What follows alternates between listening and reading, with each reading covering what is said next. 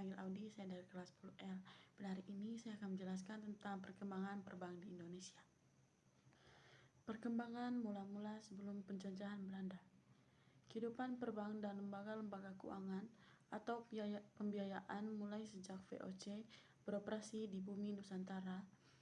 VOC di samping fungsinya yang pokok sebagai lembaga perdagangan juga melaksanakan fungsi lembaga keuangannya sendiri.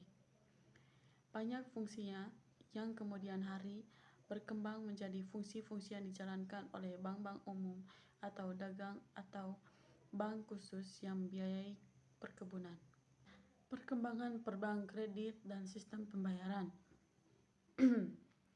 Dalam perkembangannya, VOC mengalami kebangkrutan dan selanjutnya pemerintah Hindia Belanda mengambil alihnya pada masa berlakunya mekanisme pasar, masa sistem tanam paksa, maupun pada masa kebijakan penanaman modal asing.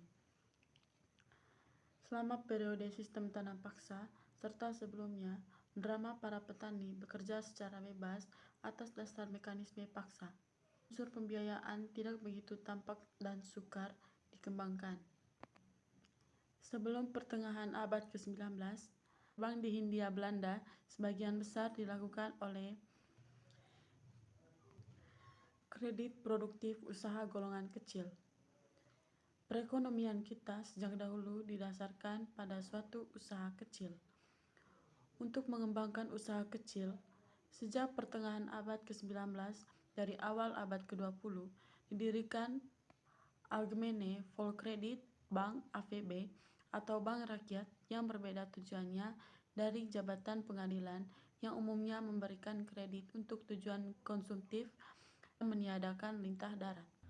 Perkembangan lembaga-lembaga keuangan dan bank sesudah kemerdekaan. Lembaga-lembaga perbank dan pengkreditan periode tahun 1960 sampai 1966. Pada awal kemerdekaan, lembaga keuangan dan perbank masih mewarisi keadaan zaman penjajahan yang didominasi oleh bank-bank swasta milik Belanda dan beberapa bank asing lain. Sesudah itu, dilakukan nasionalisasi atas bank-bank tersebut. Hanya satu bank yang bukan merupakan hasil nasionalisasi yaitu BNI, tahun 1946 dan sempat menjadi bank sirkulasi selama pendudukan. JB menjadi Bank Indonesia sebagai bank sentral, NHM menjadi Bank Rakyat Indonesia, Esopto menjadi Bank Umum Negara. Perkembangan kebijakan ekonomi moneter dan perbank. Kebijakan dan struktur perkreditan yang merupakan bagian dari kebijakan ekonomi dan pembangunan mengalami perkembangan. Hal ini dapat dibedakan menjadi 3 periode. Periode pertama sejak tahun 1950 sampai 1959. Selama periode pertama, kebijakan ekonomi dan pembangunan banyak bersifat literal, disertai dengan usaha menguatkan kegiatan ekonomi nasional pribumi yang umumnya merupakan golongan ekonomi lemah. Periode kedua sejak tahun 1959 sampai 1965.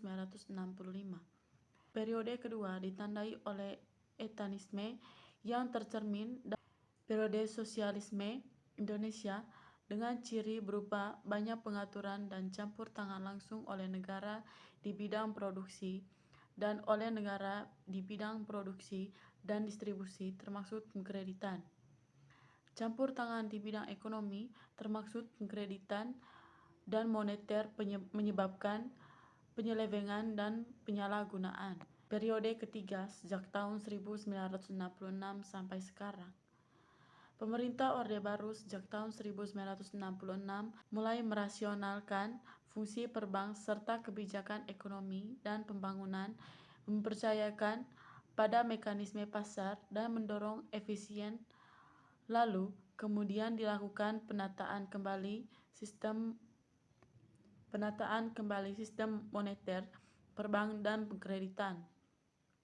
Tingkat suku bunga deposito dan pinjaman ditentukan secara rendah dan tidak rasional, tidak dinaikkan secara dramatis pada pertengahan tahun 1968. Tindakan moneter ini juga merupakan bagian dari program anti-inflasi yang dilancarkan pada waktu itu. Kebijakan penetapan besarnya bagian kredit likuiditas Bank Indonesia untuk selanjutnya merupakan inti kebijakan kredit dan perbankan. Arsitektur Perbank Indonesia. Lembaga ini terdiri dari wakil-wakil senior, otoritas pengawasan perbank dan bank sentral dari negara-negara anggota G10 dan juga telah mencari cara untuk menguatkan stabilitas keuangan selama bertahun-tahun, baik secara langsung maupun melalui kerjasamanya dengan pengawasan perbank di seluruh dunia. Komite telah menyusun 2 dokumen, yaitu yang pertama, paket lengkap Core Principles for Effective Banking Supervision. Yang kedua, kompendium akan diperbarui secara periodik terhadap semua rekomendasi, pedoman, dan standar yang telah dikeluarkan oleh Basel Committee yang sebagian besar berkaitan dengan Core Principles. Pengertian API. API merupakan suatu kerangka dasar pengembangan sistem perbank di Indonesia yang bersifat menyeluruh untuk rentang waktu 5-10 tahun ke depan. Visi API menciptakan perbank sehat, kuat, dan efisien demi kestabilan keuangan dan pertumbuhan. Ada 6 macam-macam pilar API. Yang pertama, pilar struktur perbank yang sehat. Yang kedua, pilar sistem penguatan yang efektif. Yang ketiga, pilar sistem pengawasan independen dan efektif. Yang keempat, pilar industri perbank yang kuat.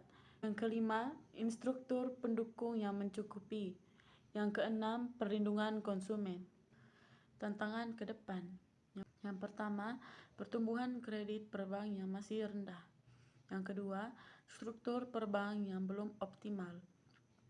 Yang ketiga, pemenuhan kebutuhan layanan perbank yang masih kurang. Yang keempat, pengawasan bank yang masih perlu ditingkatkan.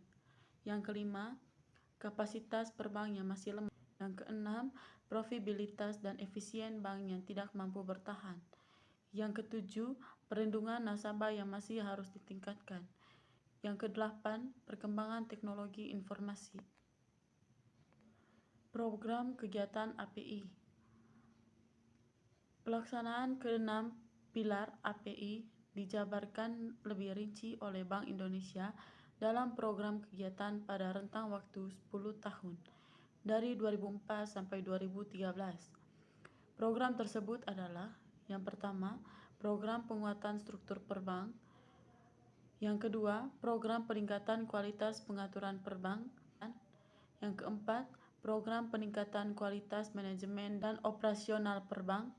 Yang kelima, program pengembangan infrastruktur perbank. Yang keenam, program peningkatan perlindungan nasabah.